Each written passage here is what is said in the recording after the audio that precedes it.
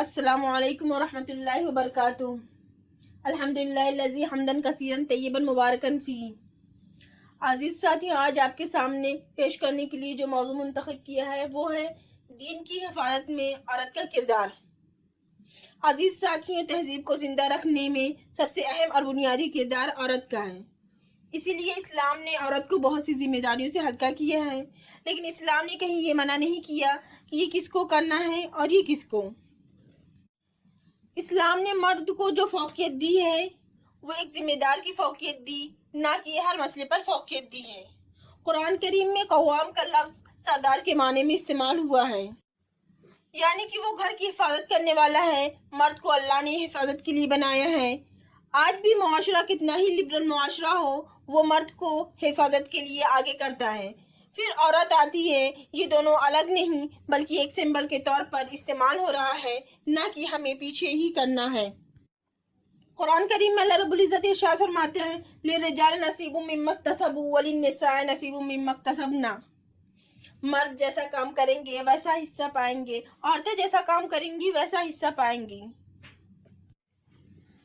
قرآن پاک میں دو قسم کے خطاب وارد ہوتے ہیں، ایک تو وہ خطاب جس کا روح سخن عورتوں سے ہے، دوسرا عمومی خطاب ہے جس میں مرد و زن مشترک ہیں۔ عزیز ساتھیوں، اسلام جس طرح مردوں کے لیے اللہ کا بھیجا ہوا دین ہے اسی طرح عورتوں کے لیے بھی ہے، اور دونوں ان احکام کی اطاعت کے لیے ذمہ دار ہیں جو ان کو دیے گئے ہیں، اور دونوں اپنے اپنے اعمال کے لیے اللہ کے سامنے جوابدہ ہیں۔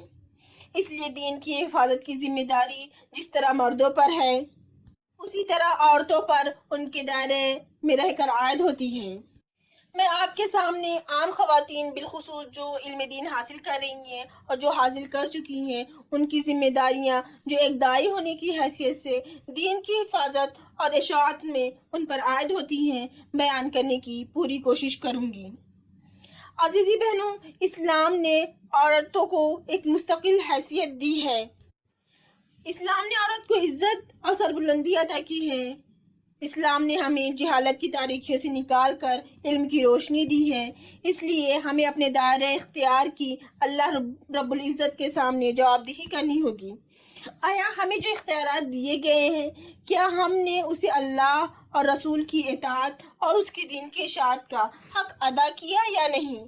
کیونکہ مرد اپنے ایمان اور اسلام کے اعتبار سے جوابدہ ہوگا اور عورت اپنے ایمان اور اسلام کے اعتبار سے جوابدہ ہوگی۔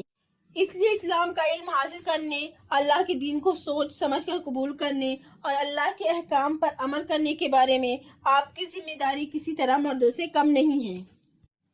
عزیزی بہنوں، ہم اسلام کا علم حاصل کر رہے ہیں، اللہ کے دین کو سوچ سمجھ کر قبول کر رہے ہیں، اس لیے ہمیں چاہیے کہ ہم اسلام کو سمجھیں، قرآن کی آیتوں پر غور و فکر کریں اور اس کے احکامات پر پوری پابندی کے ساتھ عمل کریں۔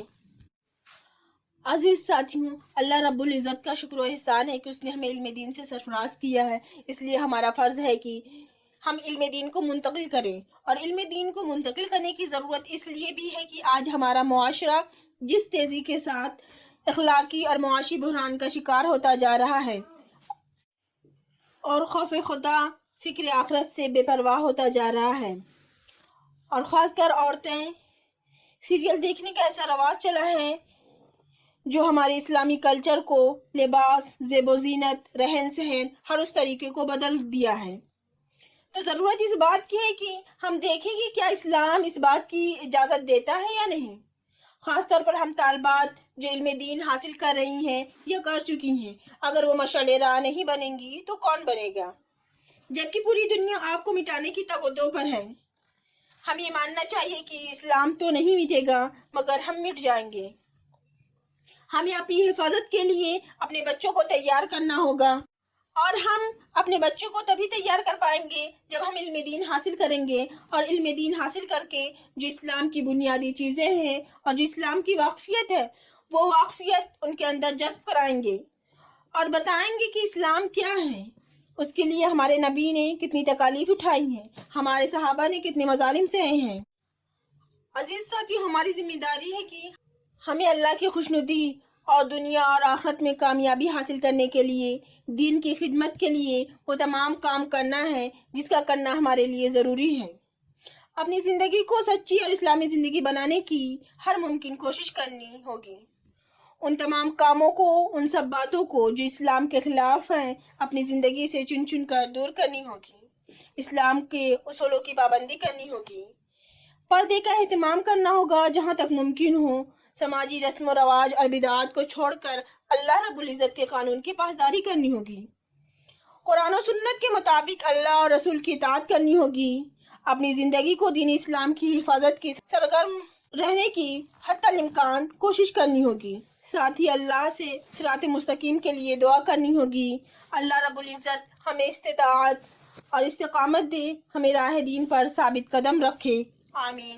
جو میرے حق میں ہے بہتر وہی مجھ کو عطا کر دے، جو میرے حق میں ہے بہتر وہی مجھ کو عطا کر دے، میرے داتا میرا دامن خیر سے بھر دے، عطا کر ذوق بندگی شوق عبادت دے، عطا کر ذوق بندگی شوق عبادت دے، متاع اتباع اسوہ ذات رسالت دے۔